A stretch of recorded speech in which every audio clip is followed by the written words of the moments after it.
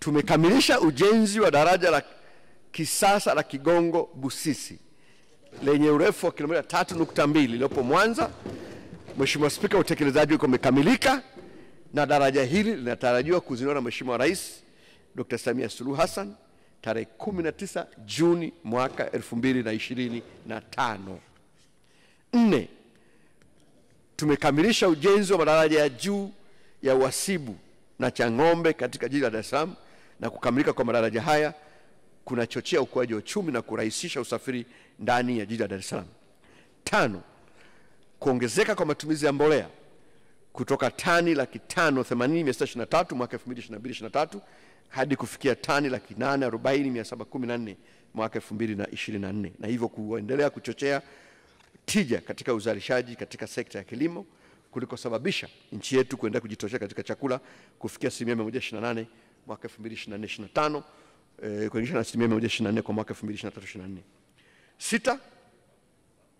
Kuongezeka kwa mchango wa viwanda katika ajira zote kutoka 8.1 mwaka 2023 hadi kufikia 12.8 mwaka 2024, na kuongezeka kwa mchango wa bidhaa zilizozalishwa viwandani kwa teknolojia juu katika mauzo ya nje kutoka 25 mwaka 2023/24 hadi 36 mwaka 2024/25. 7. Kuongezeka kwa idadi ya watalii nchini kutoka watalii milioni 3.7 mwaka 2023/24 hadi kufikia watalii milioni 4.244. 8.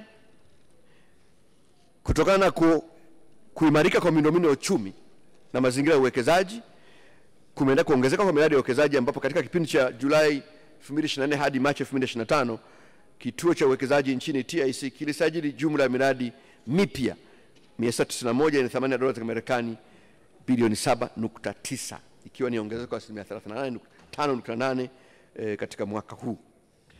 9. Kuongezeka kwa idadi ya wanafunzi wanaomaliza darasa la 7 na kujiunga na kidato cha kwanza kutoka 48 mwaka 2019/2020 hadi kufikia 70 ya mwaka 2024/25. Na 10. Kuendelea kuimarika kwa upatikanaji wa huduma za afya karibu na wananchi kwa kujenga zahanati 980, vituo vya afya 367, hospitali mpya za halmashauri 129, hospitali za 5 za rufaa za mikoa na hospitali za rufaa ya kanda ya kusini Mtwara, pamoja na kukarabati hospitali kongwe 50 na kuboresha hospitali 9 za rufaa za mikoa. Aidha, serikali imekamilisha ujenzi wa majengo 116 ya huduma za tiba za dharura na ajali na kuweka vifaa tiba vya kisasa, na hivyo kuwezesha kuwa na mfumo wa huduma dharura kuanzia ngazi ya taifa hadi ngazi ya hospitali za wilaya. 11. Kuimarika kwa upatikanaji wa huduma ya maji safi na salama, ambapo idadi ya wananchi vijijini wanaopata huduma ya maji ilifikia 79.7 kwa mwaka 2024. Mheshimiwa Spika, kama unavyofahamu, mwelekeo wa muda mrefu wa sera za kiuchumi za Chama cha Mapinduzi, chama tawala, ni kujenga uchumi wa kisasa wa taifa linalojitegemea na kutekeleza sera ya uwezeshaji wa wananchi kiuchumi kwa lengo la kutokomeza umaskini. Mheshimiwa Spika, katika kuwezesha wananchi kiuchumi kuna hatua 2 za msingi. Kwanza ni kuweka mazingira ya wananchi kujitengenezea kipato kwa njia ya kuajiriwa, kujiajiri au kufanya biashara. Pili ni serikali kuwapunguzia wananchi gharama za maisha kwa kuondolea baadhi ya gharama za lazima. Katika kipindi cha miaka 4 iliyopita ya uongozi wa Mheshimiwa Dr. Samia Suluhu Hassan mwaka 2021 mpaka mwaka 2024, serikali ilichukua hatua mahususi 4 zifuatazo katika kuwapunguzia gharama wananchi kwa kuondoa gharama za lazima ambazo wangezifanya. Hatua hizi ziliweza kuokolea wananchi jumla ya shilingi trilioni 5.724 ambazo kama serikali singezibeba ingebidi wananchi wazibebe, na hivyo kuweza kuwanufaisha wananchi milioni 11.036. Hatua hizi ni kama ifuatazo. Kwanza, katika kipindi cha mwaka 2020 hadi 2024, serikali ya CCM ilitumia shilingi bilioni 961.5 kama ruzuku iliyotolewa kwa kaya maskini ili kuziwezesha kuongeza kipato cha kaya katika kuzisaidia kaya hizi kumudu gharama za maisha ya msingi kupitia mpango wa kunusuru kaya maskini yani TASAF na kunufaisha wananchi milioni 5.2. Kwa Mheshimiwa Spika, serikali ilipump katika uchumi moja kwa moja kwa wananchi bilioni 900.5. Pili, katika kipindi cha 2020 mpaka 2024 serikali ya CCM ilitumia shilingi bilioni 693.6 kama ruzuku ya mbolea ili kupunguza makali ya bei kwa wakulima, na jumla ya wakulima milioni 2.2 waliweza kunufaika. Hizi ni fedha ambazo Mheshimiwa Spika, katika hali ya kawaida wakulima wetu wangezitumia kununua mbolea, lakini serikali ilitoa ruzuku na hizi hela wananchi walisave ziweze kubaki katika mifuko yao. Tatu, katika kipindi cha mwaka 2020-2024 serikali ya CCM ilitumia shilingi trilioni 1.31 katika kuendelea kutoa elimu bila ada kuanzia elimu ya awali hadi kidato cha 6, ambapo jumla ya wanafunzi milioni 3.314 walinufaika. Mheshimiwa Spika, kama unavyofahamu, serikali iliondoa ada, na kuondoa ada huku tumeweza kuokolea wananchi shilingi trilioni 1.8. 4, serikali ya CCM ilitumia shilingi trilioni 2.76 kwa ajili ya mikopo kwa wanafunzi wa elimu ya juu, ambapo wanafunzi 321,215 walinufaika. Hizi shilingi trilioni 2.76 pia Mheshimiwa Spika tuweza kuokoa kutoka kwenye mifuko ya wananchi ambao wangeweza kuitumia. Mheshimiwa Spika, maelezo ya kina kuhusu tathmini ya utekelezaji wa mpango wa mwaka 2024 tumeainisha katika kitabu ambacho tumekigawa kwa waheshimiwa wabunge. Mheshimiwa Spika, haya ni mafanikio makubwa ambayo tumeyaonyesha kwa tathmini ambayo imefanywa na serikali. Sambamba na matokeo ya tathmini ya utekelezaji wa mipango ya serikali nieleza hapo juu, tathmini ya kitafiti inaonyesha pia kwamba wananchi walio wengi katika nchi yetu wanaridhishwa na utendaji wa serikali katika kutekeleza programu miradi ya maendeleo. Kwa mfano, utafiti uliofanywa na taasisi ya Afrobarometer mwezi Juni mpaka Julai mwaka 2024 unaonyesha kuwa 71% ya wananchi wote waliohojiwa walisema wanaridhishwa sana na utendaji wa serikali, na 70% walisema nchi ipo katika mwelekeo sahihi. Waheshimiwa wabunge, wastani wa nchi za Afrika, wastani wa idadi ya wananchi wanaoridhishwa na utendaji wa serikali zao, Afrika ni 40%, kwa Tanzania ni 71%. Kwa hiyo Mheshimiwa Spika, tathmini hizi ambazo tunazieleza hapa sio tu kwa mtazamo wa serikali, lakini pia pale ambapo wananchi wanahojiwa walio wengi wanaona kwamba tunafanya kazi nzuri na tuendelee kuchapa kazi. Mheshimiwa Spika, nimalizie kwa kueleza sasa malengo na vipaumbele katika mpango wa maendeleo ya taifa wa mwaka 2025-26.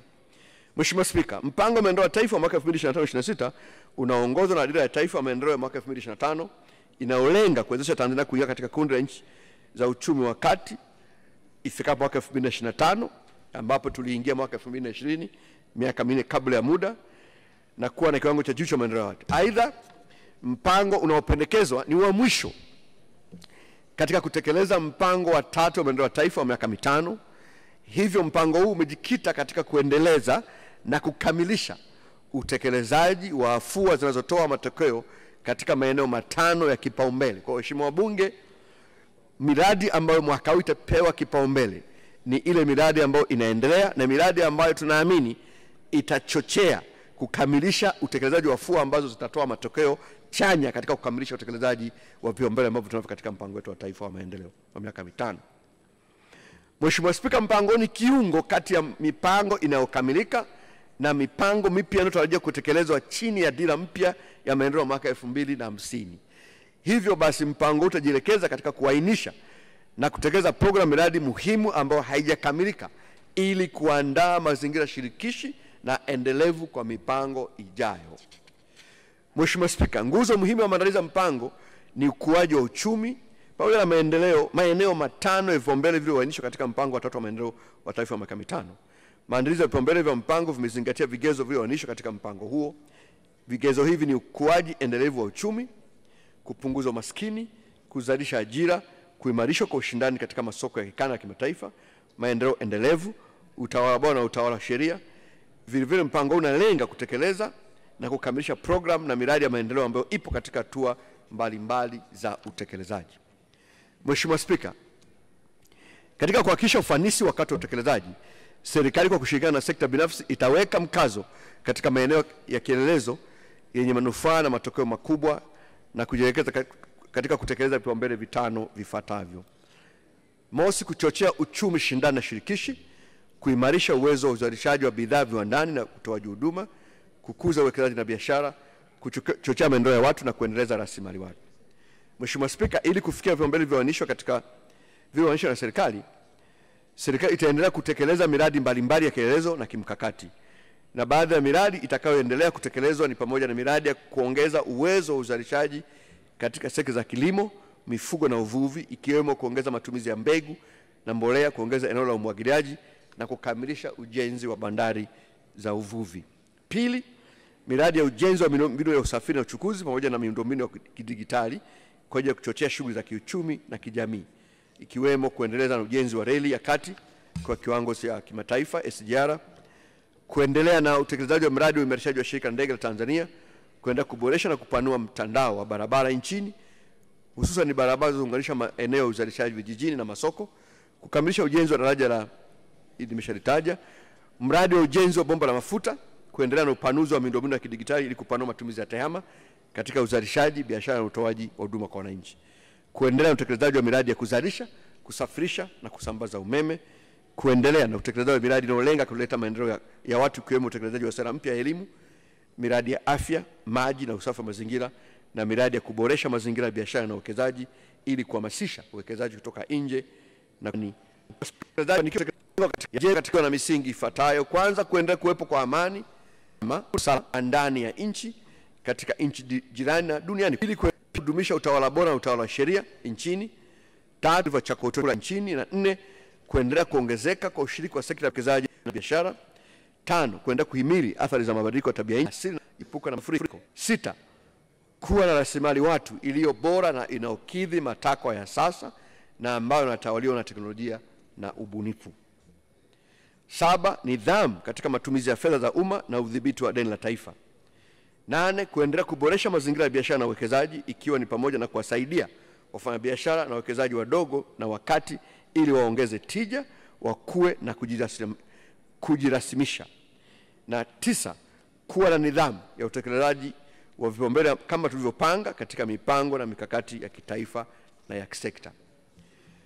Mheshimiwa Spika, nihitimishe kwa kulihakikishia bunge lako tukufu kuwa hali ya uchumi wa nchi yetu kwa sasa ni himilivu, ukiwa na mwelekeo chana na ukuaji endelevu. Kama nilivyoeleza, uchumi karibu nchi zote, uchumi wa dunia kwa ujumla mpaka mataifa makubwa unashuka. Uchumi wetu unakuwa. Hili ni jambo jema. Kuimarika kwa uchumi kunatokana na usimamizi makini wa sera za uchumi jumla pamoja na ushiriki wa wananchi katika ujenzi wa taifa lao. Ninawashukuru na kuwapongeza Watanzania wote kwa mshikamano huu wa kizalendo.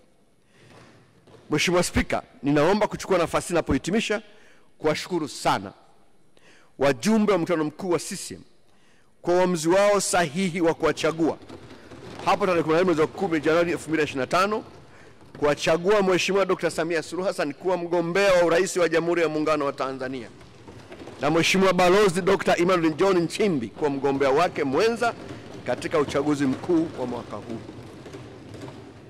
Aidha, ninampongeza Mheshimiwa Dr. Hussein Ali Mwinyi, Rais wa Zanzibar na Mwenyekiti wa Baraza la Mapinduzi kwa kuteuliwa kwa mgombea wa nafasi ya urais wa Zanzibar kupitia tiketi ya Chama cha Mapinduzi. Ni imani yangu na uhakika kwamba hii ni timu sahihi ya kuiongoza Tanzania kufikia maendeleo makubwa zaidi katika miaka 5 ijayo. Nina imani na wananchi wa Tanzania na Zanzibar kwamba watafanya uamuzi sahihi wa kuwachagua katika uchaguzi mkuu wa mwaka huu. Hakika kazi na utu, tunasonga mbele. Mheshimiwa Spika, ninapenda kuwashukuru sana viongozi wenzangu katika ofisi ya Rais Mipango na Uwekezaji pamoja na Tume ya Taifa ya Mipango kwa ushirikiano wao katika kuandaa taarifa ya hali ya uchumi na mpango wa maendeleo ya taifa mwaka 2025-26. Viongozi hao ni pamoja na Mheshimiwa Stanislaus Haruni Nyongo, mbunge wa jimbo la Maswa Mashariki, Mheshimiwa Naibu Waziri wa Nchi, ofisi ya Rais Mipango na Uwekezaji, ambaye anafanya kazi nzuri sana, mtu rahimu sana, mtu mwema sana, mtu ambaye nchi hii inamhitaji, na nina uhakika wananchi wa jimbo la Maswa Mashariki wataturudishia ndugu yetu huyu katika bunge hili la Jamhuri ya Muungano wa Tanzania. Ninamshukuru Dr. Tausi Mbaga Kida, Katibu Mkuu, ofisi ya Rais Mipango na Uwekezaji, Dr. Fred Matola Msema, Katibu Mtendaji wa Tume ya Mipango. Aidha, nawashukuru management na watumishi wote ofisi ya Rais Mipango na Uwekezaji na Tume ya Taifa ya Mipango kwa ushirikiano wanaonipa katika kutekeleza majukumu yangu. Mheshimiwa Spika, kazi ya kuandaa taarifa ya hali ya uchumi na mpango wa maendeleo ya taifa ni kazi shirikishi iliyofanywa na wataalamu wa Tume ya Taifa ya Mipango na wenzao kutoka Wizara ya Fedha. Aidha, katika mchakato kuandaa taarifa hizi mbili tumeshirikiana kwa karibu sana na mdogo wangu Waziri wa Fedha Mheshimiwa Dr. Mwigulu Lameck Nchemba, mbunge wa Iramba Magharibi. Tumefanya kazi kwa ushirikiano. Mheshimiwa Spika, kama unavyofahamu, ofisi yangu ina miaka 2 tu nilikuwa nimeipokea kutoka kwa Mheshimiwa Mwigulu Nchemba aliyekuwa Waziri wa Fedha na Mipango, na namshukuru sana kwa jinsi ambavyo amenisaidia kuhakikisha ofisi inasimama. Amenipa kila aina ya msaada. Mungu ambariki sana. Namshukuru pia Dr. Natu Mwamba, Katibu Mkuu wa Wizara ya Fedha na mlipaji mkuu wa serikali, pamoja na timu yake yote ya wataalamu. Ninashukuru sana kwa ushirikiano ambao tumekuwa nao katika kumsaidia Mheshimiwa Rais kusimamia uchumi wa nchi hii, kuhakikisha kwamba unaendelea kukua na wananchi wanafaidika matunda yake. Mheshimiwa Spika, niwashukuru sana waheshimiwa wabunge wenzangu kwa ushirikiano ambao wamenipa katika miaka hii 2 tangu niwe Waziri wa Nchi, ofisi ya Rais Mipango na Uwekezaji. Ninawashukuru sana kwa michango yao, kwa pongezi zao, lakini kwa upendo wao mkubwa sana. Kwa umuhimu wa kipekee, Mheshimiwa Spika, ninawashukuru wananchi wa jimbo la Ubungo kwa ushirikiano wao katika kipindi chote tangu niwe mbunge wa jimbo hilo. Ninakishukuru Chama cha Mapinduzi kwa imani kubwa kilichonipatia kupeperusha bendera ya chama hichi katika uchaguzi wa mwaka 2020, na nina imani kubwa kwamba wananchi wa jimbo la Ubungo na Chama cha Mapinduzi kitanirudisha nigombee na hatimaye kushinda tena ubunge huo. Mheshimiwa Spika, hotuba hii pamoja na vitabu vya taarifa ya hali ya uchumi wa taifa inapatikana pia katika tovuti ya ofisi ya Rais Mipango na Uwekezaji.